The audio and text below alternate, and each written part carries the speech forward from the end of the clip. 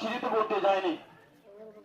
মহাদারা বুজুর্গ দোস্ত, এখন আল্লাহর কাছে শিখে আল্লাহ রসুল কালাম সাল্লাল্লাহু আলাইহি ওয়াসাল্লাম বলল, যখন বিপদে পড়বে নামাজে গিয়ে আমরা যাক ঈদের ভেতরে নামাজ পড়তে যাব, আমার বন্ধু বান্ধবরা সকলে নতুন নতুন পোশাক পরে নামাজ পড়তে যাবে, তোমরা নতুন পোশাক দাও। ফাতেমা রাদিয়াল্লাহু আনহা সন্তানদের সান্ত্বনা দেওয়ার জন্য বললে যে তোমাদের কাপড় দর্জির কাছে আছে, দর্জি আলা এসে তোমাদের দিয়ে যাবে। তখন ফাতেমা রাদিয়াল্লাহু আনহা নামাজে সিজদায় গিয়ে কাঁদছে, আর বলছে আল্লাহ রাব্বুল আলামিন তুমি যদি এই ফায়সালা না করো, তুমি যদি ফায়সালা না করো আমি সিজদা থেকে উঠবো না, সিজদা থেকে উঠবো না, তুমি যদি ফায়সালা না করো। তখন আল্লাহ রাব্বুল আলামিনের কাছে আমার আল্লাহ রাব্বুল আলামিন